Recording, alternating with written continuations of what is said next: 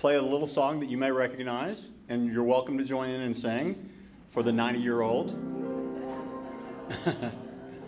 Happy birthday to you. Happy birthday to you. Happy birthday to you. Happy birthday to you. Thank you. Thank you.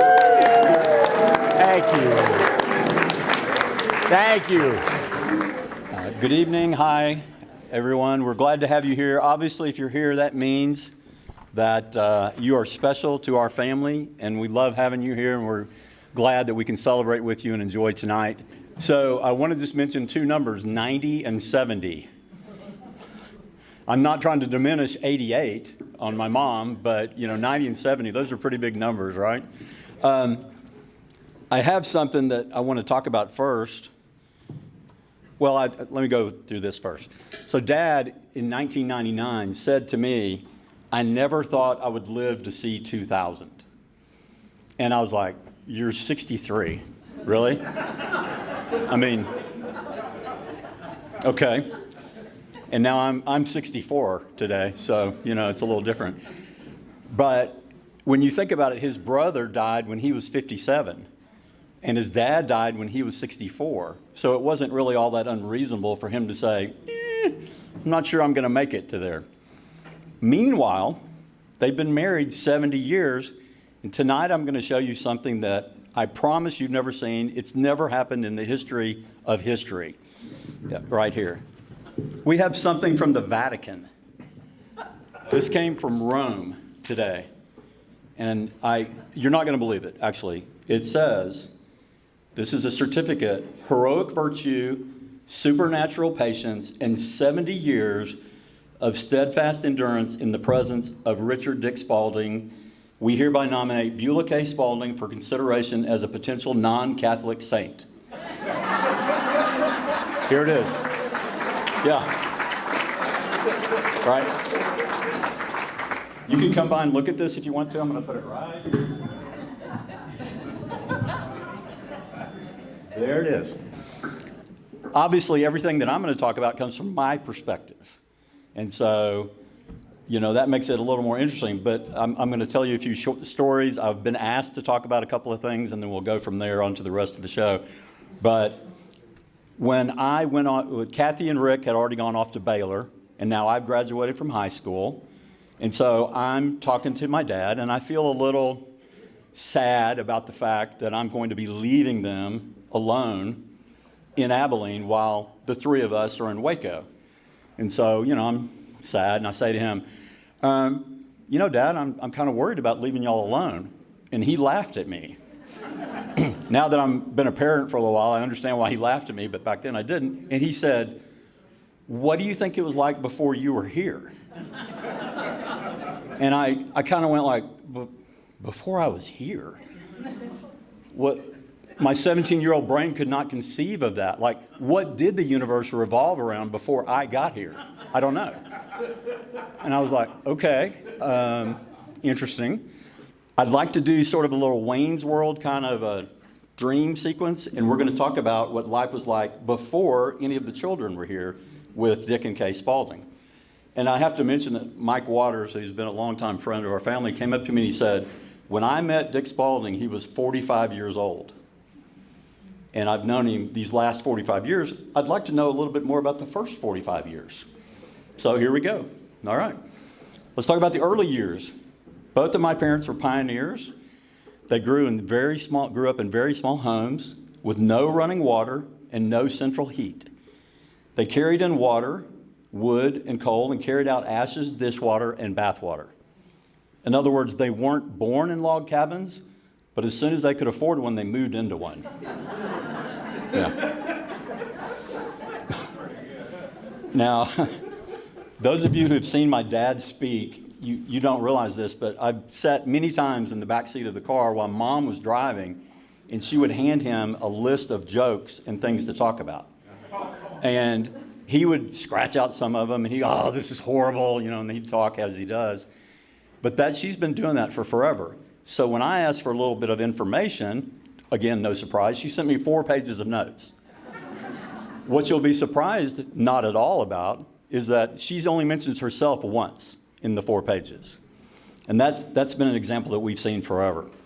So I want to kind of talk about their meet cute story and how this all got together.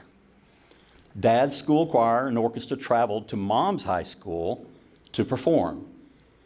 And they sang Enter Sandman by Metallica. No, that sounds wrong. I don't know. He sang If I Love You from Carousel, the Rodgers and Hammerstein musical. And Mom fell for it. She was like, whoa, okay, this guy's it.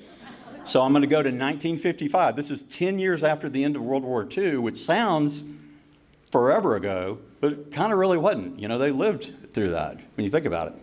So he graduated from high school. He went to work at a radio station in nearby Carthage, Illinois.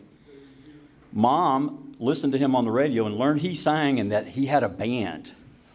This is where it gets interesting. At Mom's school, the junior class would help throw the prom for the senior class. So Mom sort of had a band in mind that she wanted to talk to about who was going to perform. Isn't that selfless? She's so considerate. It's amazing. She found a band and she found a husband. But we've always kind of understood who was the real brains at our house. Let's be honest. Dad, so that relationship kicked off. They got married. Dad said there was only one woman in the world with less money than he had, and he decided to marry her anyway. He said they had to stuff their turkey with old newspapers.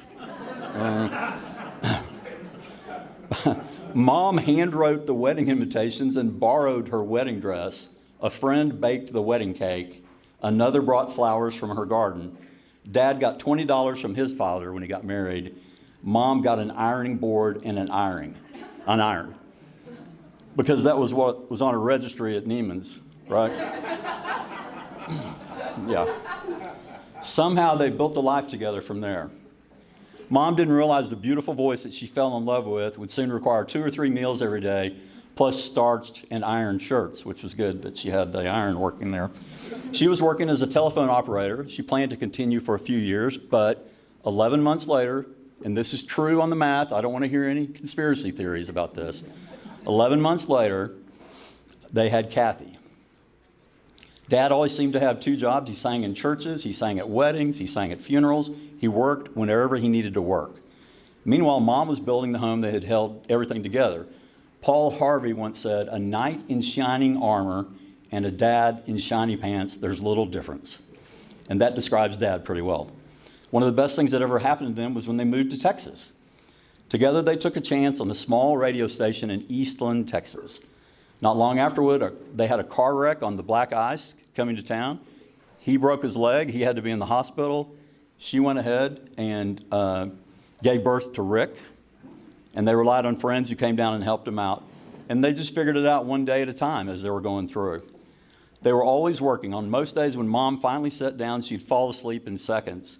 I personally got very used to hearing the dishwashing machine going off while she would gently kind of snore in front of the TV. They always worked as long as I can remember. And I think that's one of the traits of people that grew up in that generation. They just kind of never stopped working. The years that followed brought opportunities, moves, new jobs, and new challenges. They lived in Eastland, Abilene, Denison, and then eventually back to Abilene. Everywhere they went, they built friendships and left communities better than they found them. Now, some of my favorite memories are family trips, which is hard to believe, really, because I sat in the back seat being the youngest, in between Kathy and Rick. You know, we had to have our space and do all that we did. Sometimes they would put me in the back window, right? I mean, because we didn't have seatbelt laws, we didn't do anything. I don't understand how this was a vacation for them. Like, oh, let's drive to the East Coast, and we drove to Massachusetts from Denison. How's that a vacation? Well, I mean, that doesn't sound fun for y'all at all. I don't see that. But the other problem was, you know, we drove past the Old North Church, the old 1 if by land, 2 if by sea, put down the comic book for a second, looked at it, okay, you know, talking the whole time.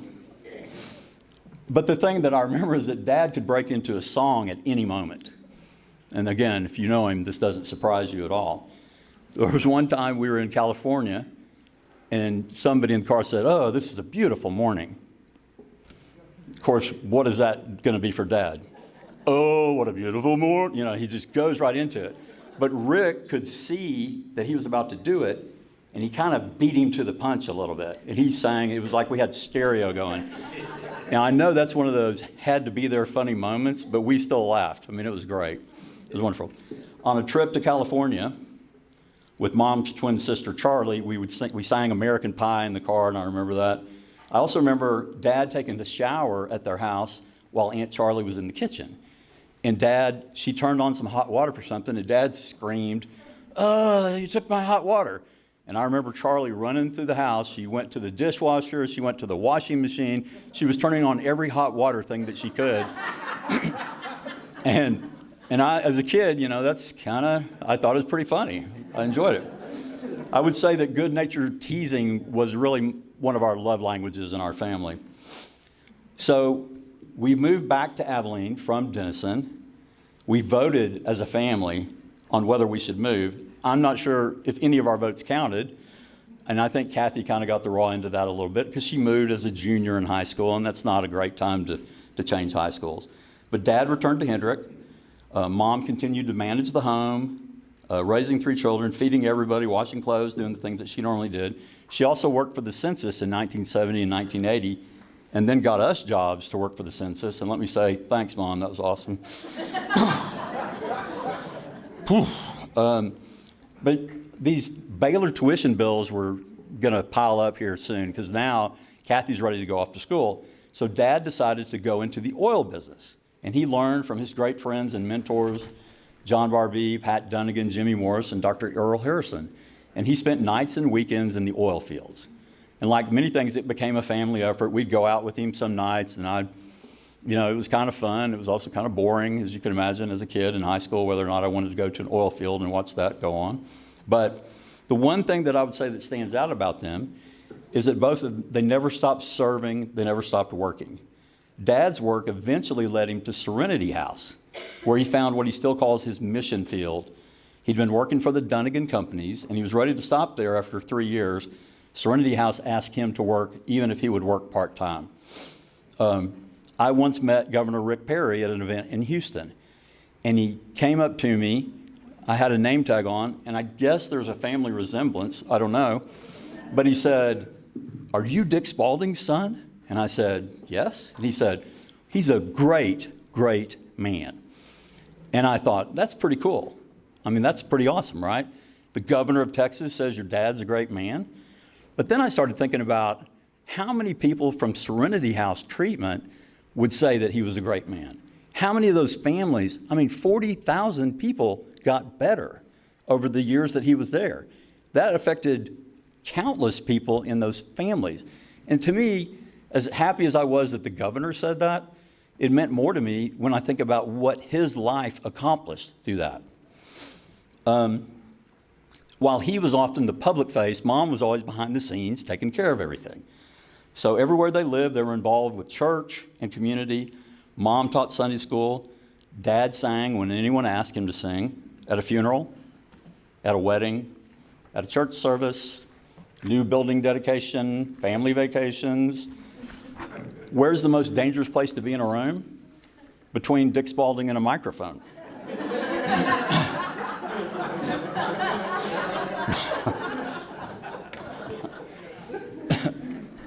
Now, Kathy, our older sister could not be here tonight. She sent me an email and asked me to talk about a couple of things, and so I'm now, diverting off of what I wrote. Well, actually, Mom wrote, but you know what I'm saying. Anyway, so what she remembered and wanted to talk about was when we would have birthday parties and have sleepovers, they would turn on a scary movie, but Dad would sit there and laugh through it because he didn't want a bunch of girls being scared all night at the house. So if something really horrible happened, Dad would go, "Oh, that's fake, you can see that." But the memory that I had, and I did not know it until Kathy wrote me, was being at the movie theater when Young Frankenstein came out.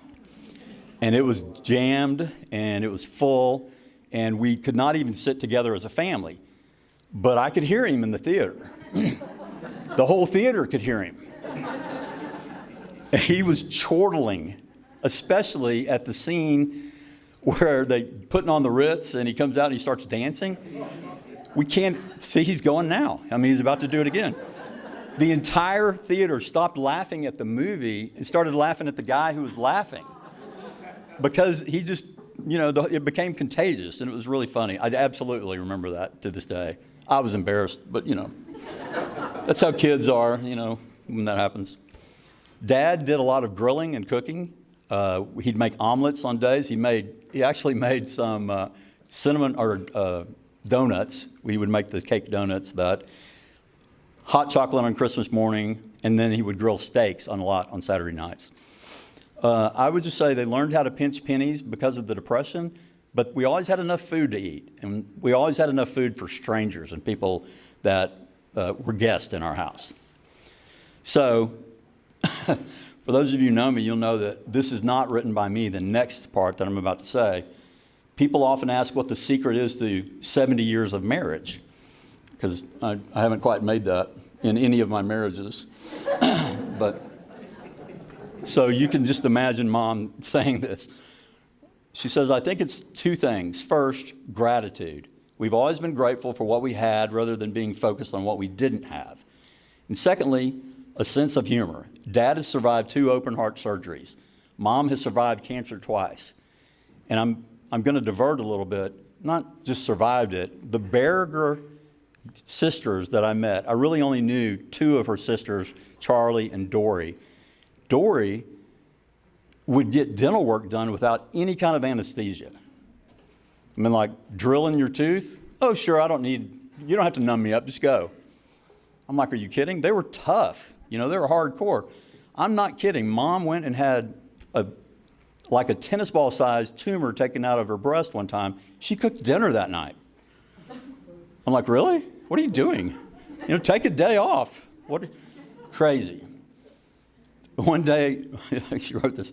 One morning, Dad woke up. He was kind of gasping. He's like, I can't breathe. Mom was like, it's always about you, isn't it?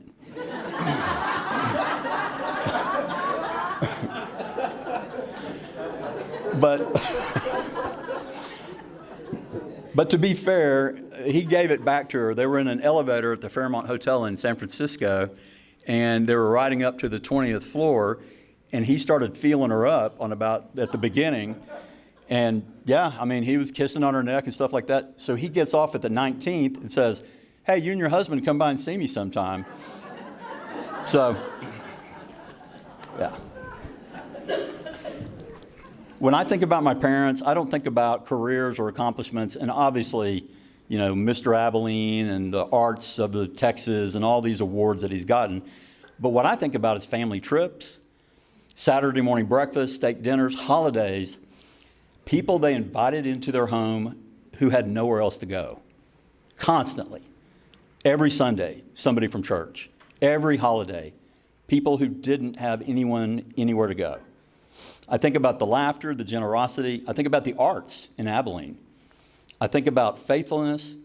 For 70 years, they've loved each other, laughed together, served their communities, raised a family, welcomed strangers, overcome hardships, and shown us all what commitment looks like.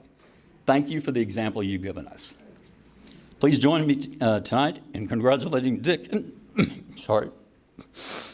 Kaye Spalding on 70 remarkable years together. You're here.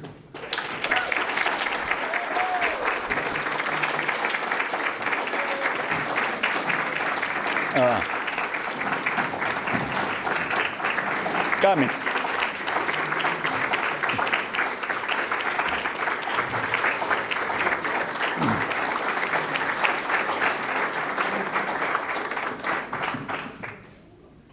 Oh, thank you so much. Lynn. All right. We got a few things we're going to do. We're not going to keep you here all night or anything, like 2-3 hours. It won't be bad. Do I give the $50 to your wife, or what do I do? Thank you, John. Okay, well, for some of you who know me, I love to write odes for very special occasions. And of course, this is a very, very special occasion. So I will take the liberty of reading an ode. It won't be long. Ode to Dick and Kaye Spalding on the occasion of their 70th wedding anniversary. 70 years married, a rare tapestry woven with faith and love into your family tree. Dick and Kaye fit together like moonlight and sea, so deeply devoted as true love should be. They met in Illinois. 'Twas Kaye who made the play. Dick fell hard and fast from that very first day. At first, poor as church mice when the journey began, but together they built more than either had planned. First the radio station, then the hospital, then oil fields untold. Together they turned their hard work into gold. But their biggest accomplishments, Kathy, Rick, and John, all Baylor Bears, proudly doted upon. And as you might expect from this wonderful crew, all three found success and are good humans too. Dick, always the showman, so witty and clever, his laughter-filled toasts are remembered forever. But here's the secret that many won't know. Kaye penned many of the best lines. Together, they stole the show. So many lives bettered through your efforts and grace. Serenity House, the Nickel, where dreams are embraced. The Adams and Spalding Garden, a magical place. A timeless legacy years can't erase. Through the storybook journey, you've been front and center, guiding dreams into reality as champions and mentors. Now it's on to the next chapter. No one knows what's in store, but with big hearts like yours, you'll keep opening doors.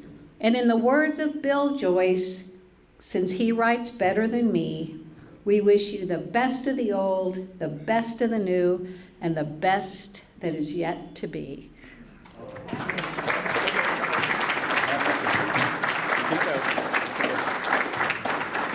So obviously tonight would have never happened without Lynn, and if you know her, you understand. We have a little something for you that you'll probably want to open later because it's not really that much. But no, thank you so much. It was really great.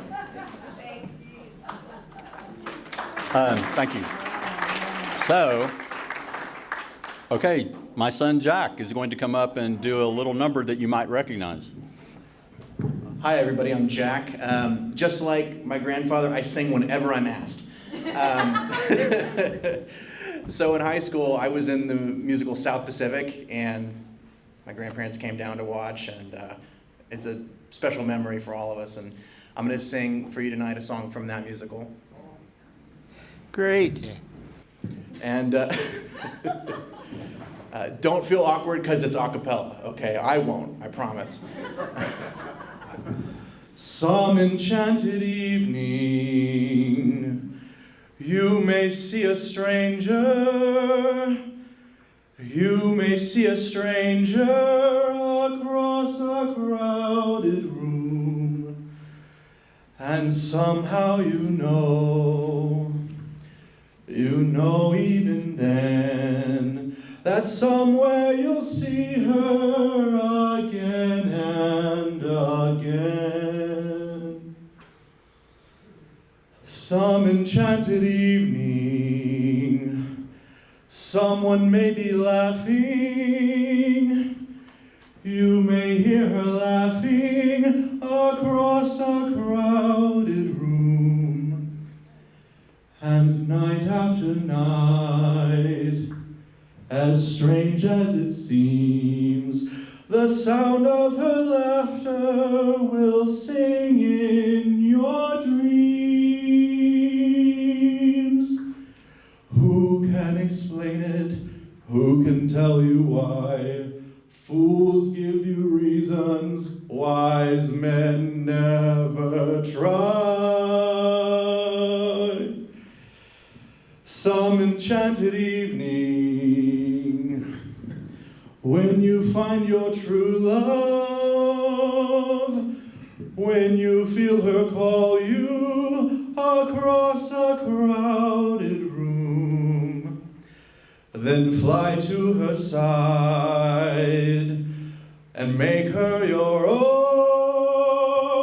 or all of your life you may dream all alone. Once you have found her, never let her go.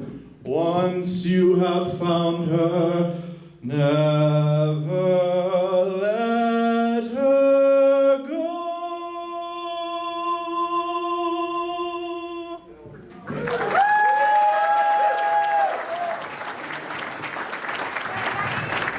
And we have one more song for you tonight, and this time it's not a cappella, so.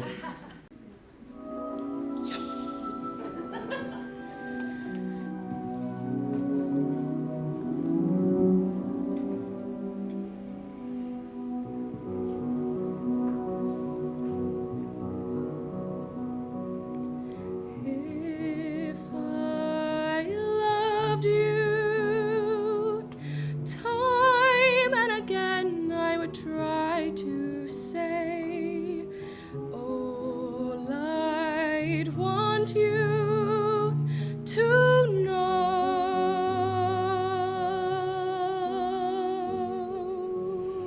If I loved you, words wouldn't come in an easy way. Round in circles I'd go.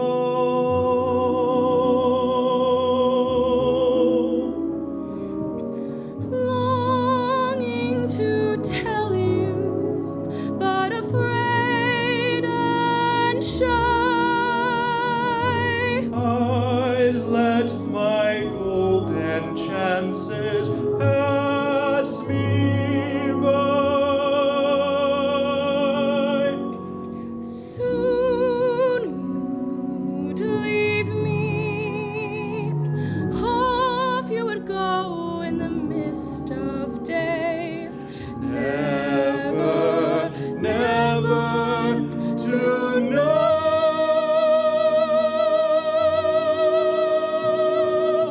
how I loved you.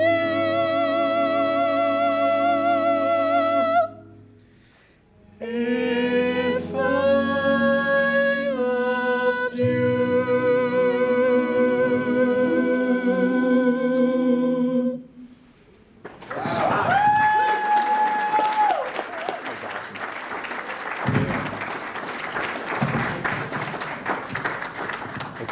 Okay. Lexi, another daughter, is going to come up and make a quick toast, and then I think we're going to pass it off to the lovebirds over there, the newlyweds. Here we go. Thank you. Hi, everyone. I feel so blessed to be here celebrating 70 years with my mama and papa. Oh my God. Oh, geez. There's a lot to be said about Dick and Kaye, but I wanted to share some of the things that they've shown me that I believe to be their secret sauce for 70 years of beautiful marriage and a very happy life.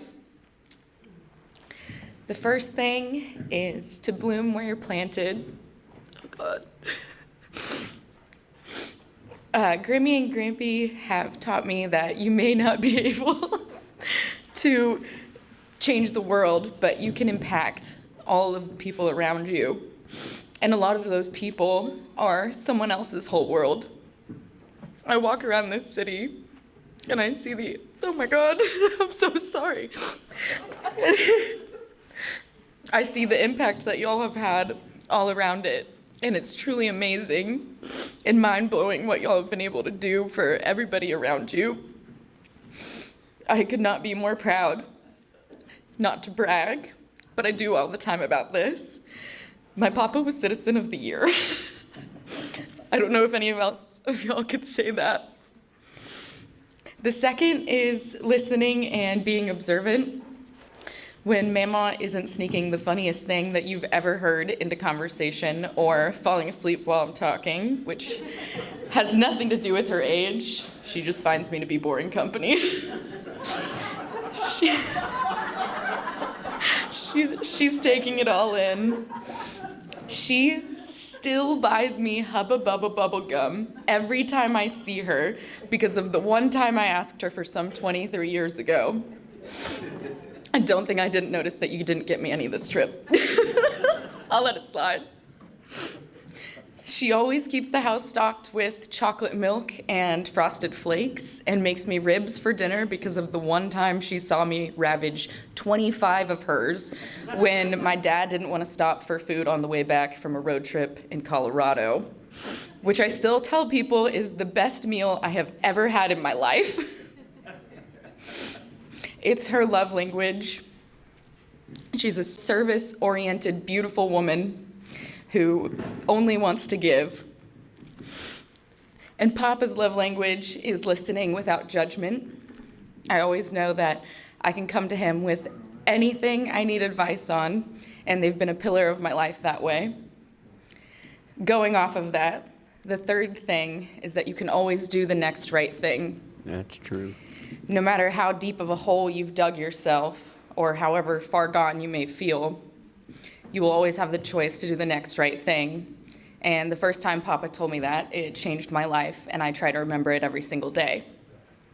The last thing, which may apply more to Papa and me than to Mama, is to express your feelings and happy cry.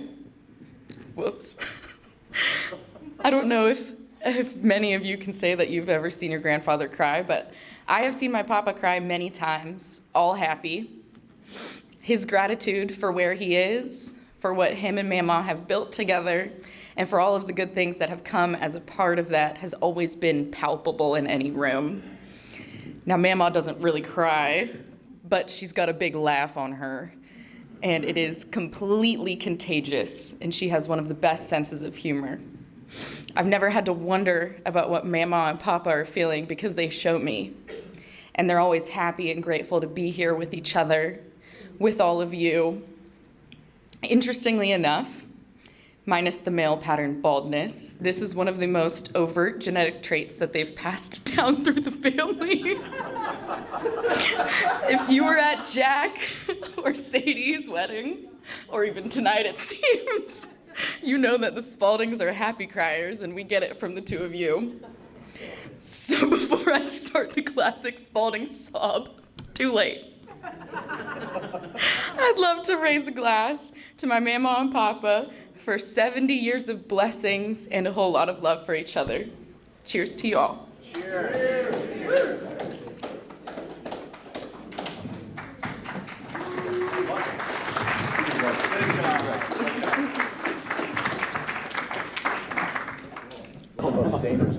I am so grateful to the family for putting such a nice evening together for us. I'll never forget it. It was lovely. Yeah, I will cry. Where's Lexi? Yeah.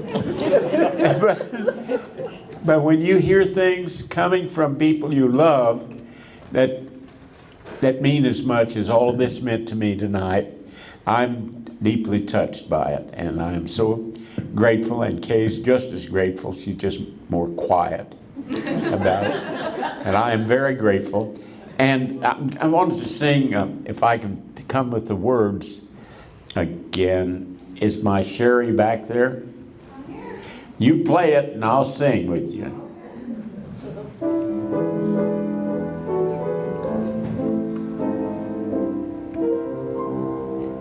I'll be loving you always. With a love that's true, always. When the things you plan need a helping hand, I will understand, always, always. Days may not be fair, always, but that's when I'll be there, always. Golly. Not for just an hour, and not for just a day, and not for just a year, but always. Thank you, John.